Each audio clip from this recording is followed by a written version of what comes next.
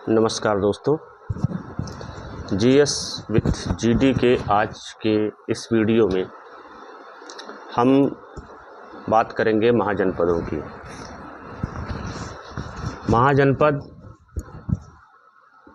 महाजनपद काल को प्राक मौर्य काल भी कहा जाता है। उत्तर वैदिक काल में कबीले राज्यों के स्थान पर, जो कबीले राज्य पहले चलते थे, उनके स्थान पर उत्तर वैदिक काल समाप्त होने के बाद क्षेत्रीय राज्य स्थापित करने की एक प्रवृत्ति दिखाई गई।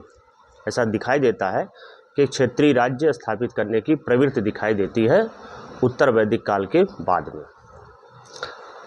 इसका पूर्ण रूप से इसका जो विकास हुआ वो हुआ छठी शताब्दी में, छठी शताब्दी ईसा पूर्व में। इसका पूरा विकास छठी शताब्दी ईसा पूर्व हुआ। अच्छा, जैन ग्रंथ का एक भगवती सूत्र है, ग्रंथ जैन धर्म का, जिसमें 16 राज्यों का जिक्र मिलता है। और बौद्ध धर्म का जो अंगुत्तर निकाय है, बौद्ध धर्म का ग्रंथ अंगुत्तर निकाय, उसमें 16 महाजनपदों का जिक्र मिलता है। तो अगर हम कुल मिलाकर के ये समझने की कोशिश करें तो बौद्ध ग्रंथ भगवती सूत्र और बौद्ध ग्रंथ अंगुत्तर निकाय और जैन धर्म के भगवती सूत्र से हमें 16 महाजनपदों का जिक्र मिलता है। 16 महाजनपद 2 प्रकार के थे। आज की जो पूरी चर्चा चलेगी वो 16 महाजनपदों को लेकर के ही चलेगी। 16 महाजनपद 2 प्रकार के थे। इसमें एक प्रकार का जो महाजनपद था वो था राजतंत्रात्मक।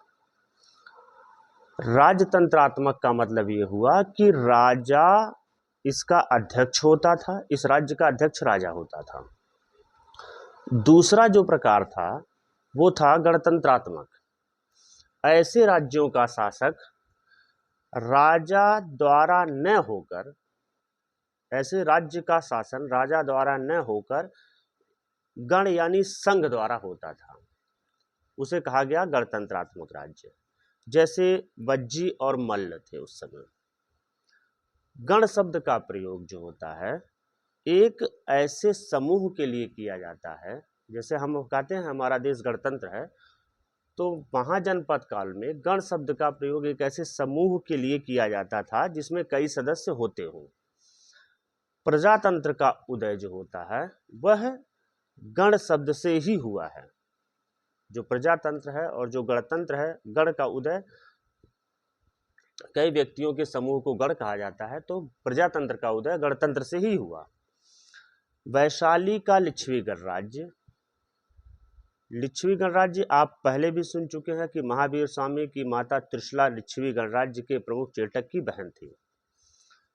तो लिच्छवी गणराज्य दुनिया का पहला गणतंत्र माना जाता है, जहाँ की महावीर स्वामी की माँ त्रिशला जहाँ की लड़की थी, वो लिच्छवी गणराज्य के प्रमुख की बहन थी।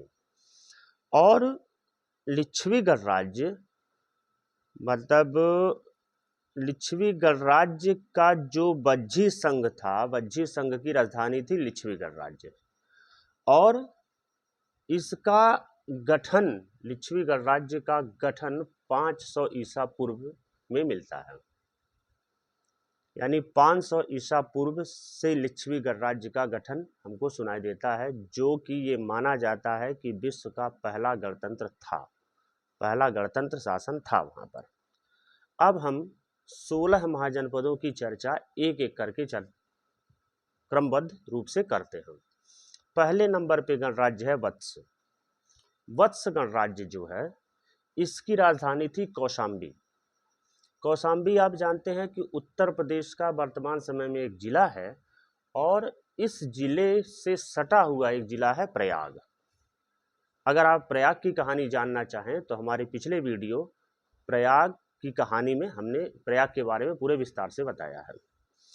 तो वत्स महाजनपद की राजधानी थी कौशाम्बी, और कौशाम्बी जो था वो इलाका था प्रयागराज का, कौशाम्बी का और बांदा जिला का। ये तीनों जिले मिलाकर के वत्स गणराज्य बना हुआ था। यहाँ का शासक जो था वो बुद्ध का समकालीन, यानी महात्मा बुद्ध के समय में ही वहाँ जो शासन चल रहा था, बुद्ध का समकालीन था उदयन। उदयन के बारे में भी चर्चा हम आगे चल करके करेंगे जब हम मगध के बारे में आपको कुछ बताएंगे। उदयन वत्स गणराज्य का शासक था और जो वत्स गणराज्य का इलाका था वह था गंगा और यमुना के निकट वाला इलाका। आप जानते हैं कि प्रयाग यानी इलाहाबाद यानी प्रयागराज वो गंगा और यमुना के दोआबा क्षेत्र में स्थित है। एक तरफ से गंगा नदी बहती है और एक तरफ से यमुना नदी बहती है। तो कौशाम्बी, बांदा और प्रयाग को मिला करके वत्स गणराज्य बना हुआ था। 7वीं शताब्दी में थानेश्वर के राजा हर्ष के द्वारा जो हर्ष की जो पुस्तक है प्रियदर्शिका और तुलसीदास के रत्नावली में इसका जिक्र मिलता है वत्स गणराज्य का, जो कि कौशाम्बी था, जहाँ की राजधानी कौशाम्बी थी। और जब हम बुद्ध धर्म को मानने वाला शासक यहाँ का उदयन यहाँ का प्रमुख शासक था। कालांतर में यानी कुछ समय बाद अवंती गणराज्य ने वत्स को विजयी बना लिया, वत्स पर अपना अधिकार कर लिया और वत्स जो है वह अवंती का हिस्सा हो गया। और अपने अंतिम समय में वत्स गणराज्य शिशुनाग वंश के शासक द्वारा मगध में मिला लिया गया। 16 महाजनपदों में से सबसे बड़ा महाजनपद जो था वो था मगध का। तो अभी हमने पढ़ा केवल वत्स के बारे में। दूसरा महाजनपद था अश्मक। अश्मक महाजनपद जो है वो दक्षिण भारत का, जब आप इलाका देखते हैं, दक्षिण भारत में स्थित एकमात्र गणराज्य था, दक्षिण भारत में स्थित एकमात्र महाजनपद था। दक्षिणी भारत का मतलब जो विंध्याचल पर्वत को पार करने के बाद दक्षिण का हिस्सा पड़ता है, उसे हम वर्तमान समय में उस समय में दक्षिणी भारत के सेंस में डेवलप कर रहे हैं। अश्मक की राजधानी थी प्रतिष्ठान यानी पैठान, और इसकी एक और राजधानी थी पोटन या पोटली। यह इलाका जो था ये महाराष्ट्र का पूर्वी और आंध्र प्रदेश का पश्चिमी भाग मिला करके अश्मक गणराज्य बना हुआ था, अश्मक महाजनपद बना हुआ था। यहाँ इस वंश का संस्थापक यानी अश्मक जो महाजनपद था, उस महाजनपद का संस्थापक इक्ष्वाकु वंश का राजा मूलक था। इक्ष्वाकु वंश के राजा मूलक ने अश्मक महाजनपद की स्थापना की थी और इसके दक्षिणी क्षेत्र, इसका इलाका जो है दक्षिणी इलाका गोदावरी नदी के पास का इलाका माना जाता है। और अवंती ने अश्मक को जीत लिया था और अश्मक कुछ समय बाद अवंती का हिस्सा हो गया था। अब हम आते हैं तीसरे महाजनपद पे यानी कि काशी। काशी की राजधानी थी बनारस। राजा वानर के नाम पर इस जगह का नाम पड़ा बनारस। काशी का नाम बनारस जो पड़ा वो था राजा वानर के नाम पे, और इसकी राजधानी, काशी की राजधानी थी बनारस। इसका जो काशी महाजनपद है, काशी महाजनपद का संस्थापक माना जाता है द्रिवोदास को। द्रिवोदास ने काशी की स्थापना की थी। काशी का क्षेत्र आप जानते हैं कि पूर्वी उत्तर प्रदेश में है, वर्तमान समय में इसे वाराणसी कहा जाता है। वहाँ पर भगवान शिव की नगरी भी इसे माना जाता है। काशी के शासक पहले ब्रह्मदत्त थे और बाद में अजातशत्रु यहाँ का शासक बना। अजातशत्रु, अच्छा काशी के बारे में एक चीज आप हो सकता है जानते हो कि काशी जो है उसका नाम वाराणसी क्यों पड़ा, क्योंकि वह बरुड़ा और अस्सी नदी के मध्य का क्षेत्र है। तो काशी के पहले शासक थे ब्रह्मदत्त और बाद में यहाँ का शासक बना अजातशत्रु। और काशी का सर्वप्रथम उल्लेख जो आया हुआ है हमारे शास्त्रों में, हमारे वेदों में, वह अथर्ववेद में है। काशी जो पहले के स्थान है उसमें एकमात्र जीवित स्थान बना हुआ जो अपने पुरानी कंडीशन में अभी भी बना हुआ है। हालांकि कभी आप काशी जाएं तो वहाँ पर विश्वनाथ कॉरिडोर बन गया है, बहुत ही अच्छा बन गया है, आप चाहें तो वहाँ देख सकते हैं। तो काशी तीसरा गणराज्य था। चौथे गणराज्य की जब हम चर्चा करते हैं तो चौथा गणराज्य था चेदी और इसकी राजधानी थी शुक्तिमती। चेद गणराज्य की राजधानी थी शुक्तिमती।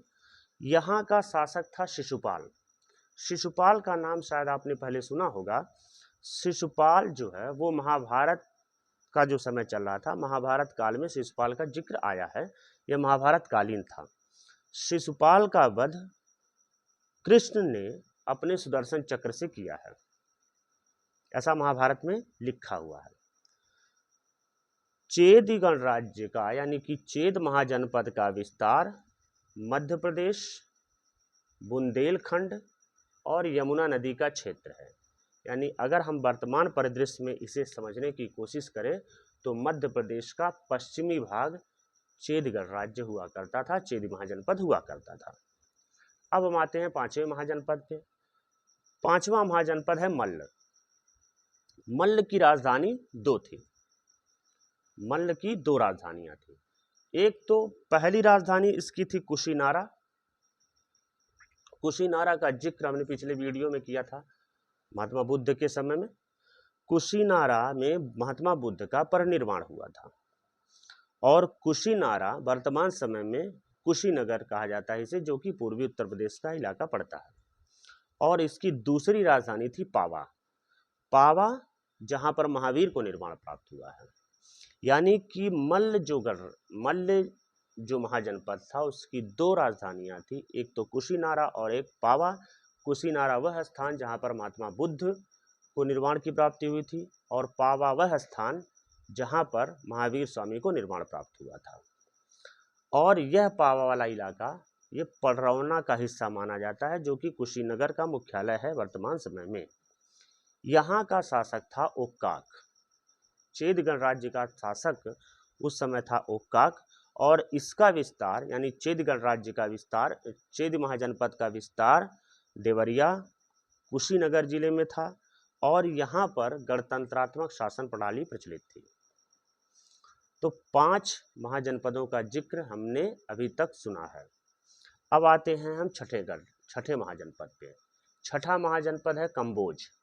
कंबोज की राजधानी थी हाटक यानी कि राजपुर, और जो राजपुर का इलाका पाया जाता है पेशावर के पास।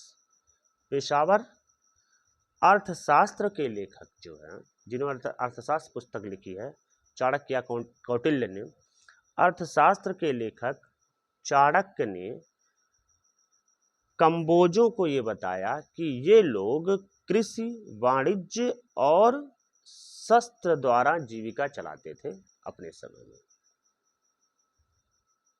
पेशावर के लोग कृषि, पशुपालन, वाणिज्य और शस्त्र द्वारा अपनी जीविका चलाते थे।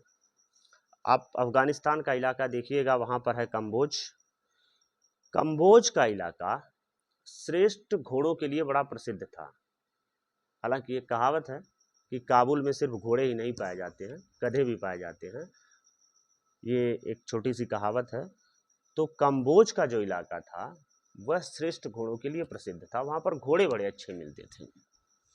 और इसका क्षेत्र जो था कंबोज का, वो काबुल नदी के पास का इलाका, रावलपिंडी और पेशावर का इलाका था। यानी पेशावर, रावलपिंडी और काबुल नदी के आसपास का इलाका ये पाया जाता था कंबोज महाजनपद में। अब हम आते हैं 7वें महाजनपद को समझने की कोशिश करते हैं। 7वां महाजनपद है गांधार का। गांधार की राजधानी थी तक्षशिला। तक्षशिला का विश्वविद्यालय बड़ा फेमस है। आप जब प्राचीन इतिहास पढ़िएगा तो तक्षशिला विश्वविद्यालय का जिक्र आएगा। और गांधार का जिक्र आप जानते ही हैं कि महाभारत काल में शकुनी के समय में गांधार का जिक्र होता है। उसे गांधार नरेश भी कहा जाता है। उस शकुनी की बहन गांधारी थी जो धृतराष्ट्र की पत्नी थी। तो गांधार की राजधानी थी तक्षशिला और तक्षशिला माना जाता है कि भरत के पुत्र तक्ष के नाम पर इस जगह का नाम रखा गया था तक्षशिला। यानी कि गांधार महाजनपद की राजधानी तक्षशिला भरत के पुत्र तक्ष के नाम पर स्थापित किया गया था।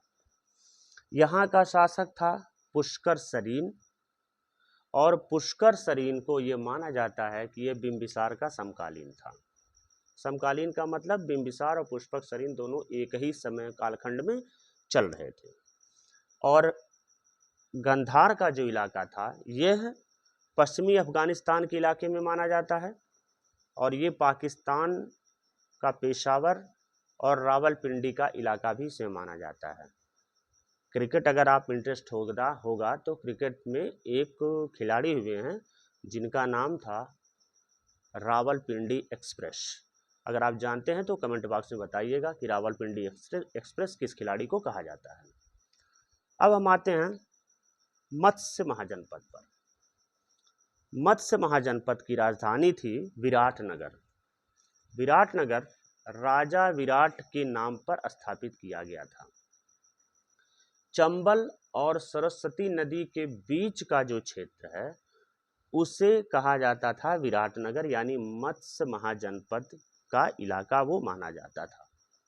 मत्स्य महाजनपद इसलिए प्रसिद्ध है कि महाभारत काल में पांडवों ने जो 13 वर्ष का वनवास व्यतीत किया था वह मत्स्य महाजनपद में व्यतीत किया था, मत्स्य राजा के यहाँ व्यतीत किया था। ये क्षेत्र जो है राजस्थान का अलवर, जयपुर और भरतपुर का सीमावर्ती है। अलवर, जयपुर और भरतपुर का सीमावर्ती क्षेत्र इसे माना जाता है। यानी कि अगर हम यह कहें कि यह राजस्थान और पंजाब का मिला जुला इलाका है, यानी मत्स्य की राजधानी विराटनगर थी और मत्स्य में पांडवों ने अपने 13 वर्ष का वनवास यहीं पर काटा था। अब हम आते हैं अपने 9वें महाजनपद पर। 9वां महाजनपद है सूरसेन। सूरसेन की राजधानी थी मथुरा या ब्रजमंडल। मथुरा आप जानते हैं कि भगवान कृष्ण की नगरी माना जाता है, और मथुरा और ब्रजमंडल का इलाका जो है वह सूरसेन की राजधानी हुआ करता था। सूरसेन की राजधानी मथुरा का इलाका था। मथुरा आप जानते हैं कि कृष्ण की नगरी माना जाता है। पाणिनि द्वारा एक रचित पुस्तक है अष्टाध्यायी। अष्टाध्यायी और महाभारत पुस्तक में सूरसेन का जिक्र पाया गया है, सूरसेन का जिक्र आया है। यहाँ का जो शासक था वह था अवंती पुत्र, और भगवान कृष्ण को माना जाता है, भगवान कृष्ण को यदुवंशी माना जाता है। अवंती पुत्र यहाँ के शासक थे। मथुरा के आसपास का इलाका जो था वह सूरसेन वंश के अधीन था। मथुरा का जिक्र पाणिनि की अष्टाध्यायी में और महाभारत में मिलता है। इसके अलावा इसका जिक्र मेगास्थनीज की एक पुस्तक है इंडिका, इंडिका में भी इसका जिक्र पाया जाता है। तो सूरसेन वंश हो गया। हम आते हैं अब कुरु वंश पर।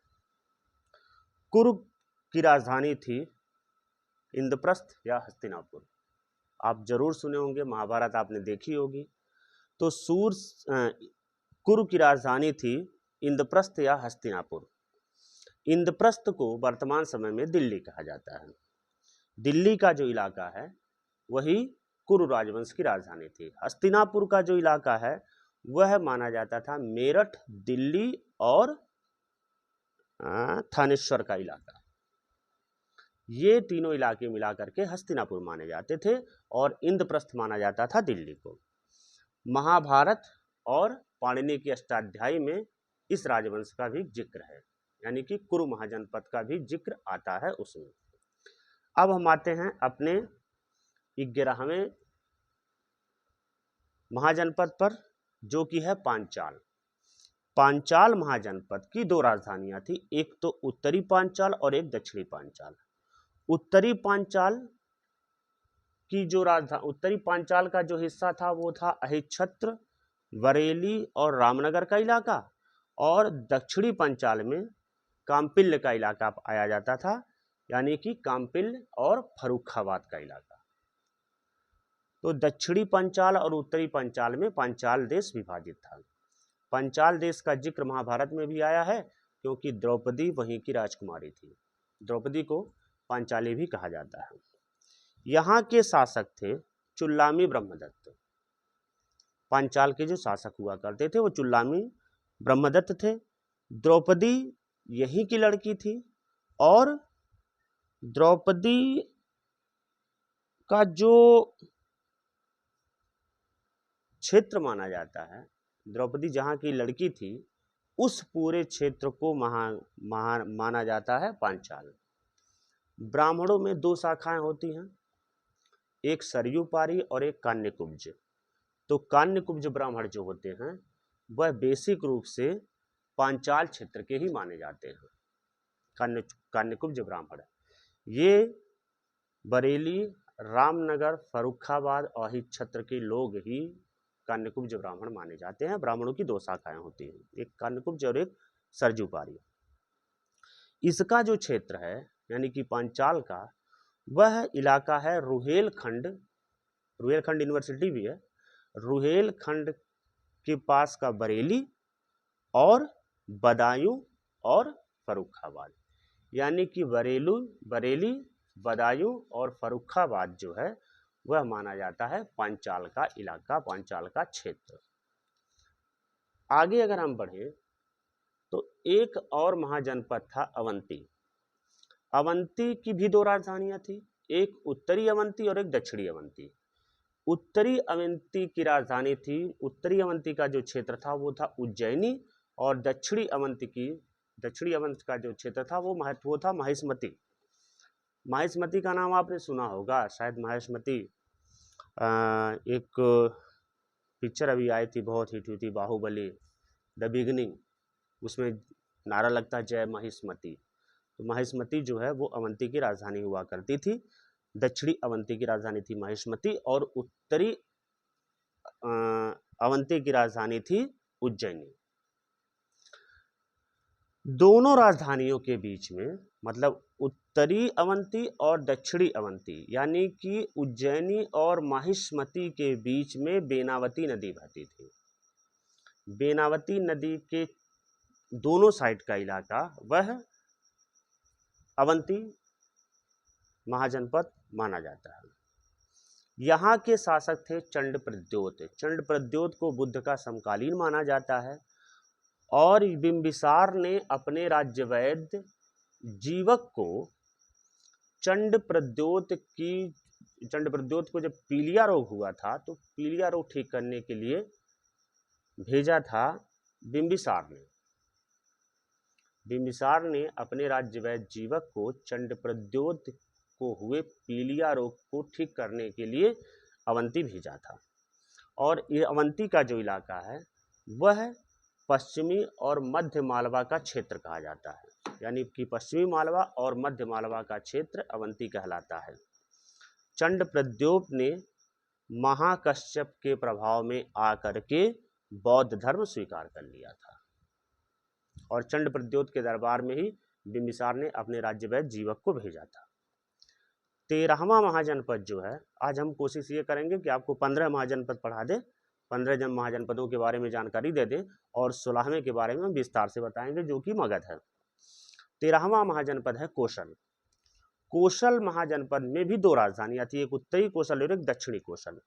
उत्तरी कोशल का जो इलाका था वो था श्रावस्ती का इलाका। श्रावस्ती जिसका उपनाम एक उस समय हुआ करता था सहित महित। और यहां पर एक दक्षिणी कोशल था। दक्षिणी कोशल की राजधानी थी साकेत। साकेत आप जानते हैं अयोध्या को कहा जाता है। कौशल नरेश राजा दशरथ को या श्री राम को कहा जाता है कि ये कौशल नरेश थे। तो कौशल के दो भाग थे, एक उत्तरी कौशल एक दक्षिणी कौशल। उत्तरी कौशल की राजधानी थी श्रावस्ती और दक्षिणी कौशल की राजधानी थी साकेत। उत्तरी कौशल का जो क्षेत्र है वो सरजू नदी के आसपास का क्षेत्र माना जाता है, यानी कि सरजू नदी के इर्द गिर्द का इलाका ये कौशल महाजनपद उस समय कहलाता था। रामायण काल में श्रावस्ती की राजधानी उठा करके ले आ दी गई अयोध्या में, यानी कि श्रावस्ती से राजधानी अंतरित कर दी गई, अयोध्या में फिर से स्थापित कर दी गई। प्रसेनजित ने अपनी पुत्री वाजिरा का विवाह अजातशत्रु के साथ किया था और काशी को दहेज में दे दिया था। हम 13 महाजनपद अभी तक पढ़ चुके हैं। 14वें की चर्चा करें वज्जी की, तो वज्जी जो है ये 8 कुलों का एक संघ था। 8 कुलों को मिला करके एक वज्जी संघ बना था, जो कि वज्जी संघ माना जाता है, और इसकी राजधानी थी विदेह या मिथिला। यहाँ के शासक थे चेटक। विदेह आप जानते हैं कि वज्जी जो है विदेह या वैदेही या मिथिला, जहाँ पर सीता जी का जन्म स्थान माना जाता है। यहाँ की राजधानी थी वैशाली, जो कि लिच्छवी संघ का हिस्सा हुआ करती थी। वैशाली महावीर की माता त्रिशला ये है लिच्छवी गणराज्य की पुत्री थी, और यहाँ की एक प्रसिद्ध नर्तकी हुआ करती थी आम्रपाली। आम्रपाली ने को महात्मा बुद्ध ने बौद्ध धर्म की दीक्षा दी थी। और अगर आम्रपाली के बारे में आप और ज़्यादा जानना चाहें तो आचार्य चतुर्सेन की पुस्तक है वैशाली की नगर वधू, आप कभी उसको पढ़िएगा। और इसी आम्रपाली पे एक पिक्चर भी बनी है आम्रपाली, वो भी कभी आपको अगर मौका मिलेगा तो देखिएगा ज़रूर। तो वैशाली की नगर वधू आचार्य चतुर्सेन की पुस्तक है, जिसमें आम्रपाली के बारे में लिखा हुआ है। आम्रपाली लिच्छवी गणराज्य की वज्जी की बहुत ही सुंदरवान गणिका हुआ करती थी, और महात्मा बुद्ध ने उसे बौद्ध धर्म में दीक्षित किया था। यहाँ की जो प्रणाली थी वो गणतंत्रात्मक के आधार पर काम करती थी। यहाँ पर राजतंत्र न होकर के गणतंत्र था। 15वां महाजनपद जो है वो है अंग। अंग की राजधानी चंपा होती थी। अंग का नाम महाभारत में भी आया है, जहां पर कर्ण का जिक्र हुआ है। अंग की राजधानी थी चंपा। चंपा इसका प्राचीन नाम था मालिनी। अंग गणराज्य की राजधानी चंपा का प्राचीन नाम था मालिनी, और यहाँ के शासक थे ब्रह्मदत्त। यह जो क्षेत्र था वो भागलपुर और मुंगेर जिला के नगर के जो वास्तुकार हैं महागोविंद ने अंग को मगध में मिला लिया था, जो कि अंग की राजधानी चंपा थी, जिसका प्राचीन नाम था मालिनी, और यह पाया जाता है पूर्वी बिहार का इलाका है। आज के इस वीडियो में हमने 15 महाजनपदों की कहानी सुनी, 15 महाजनपदों के बारे में जाना। 16वां महाजनपद चूंकि मगध का है, और मगध का इतिहास, हमको इतिहास शुरू करने से पहले मगध का इतिहास ही पढ़ना जरूरी है, तो हम मगध की कहानी अपने अगले वीडियो में आपको सुनाएंगे। तब तक आप ये वीडियो देख करके हमारे वीडियो को लाइक करें, शेयर करें, सब्सक्राइब करें, और इसे ज़्यादा से ज़्यादा लोगों तक पहुंचाएं, क्योंकि आपका दिया गया सुझाव और आपके द्वारा सहयोग किया जाने से हम और बेहतर करने का प्रयास करेंगे। GS with GD के आज के वीडियो में बस इतना ही। नमस्कार।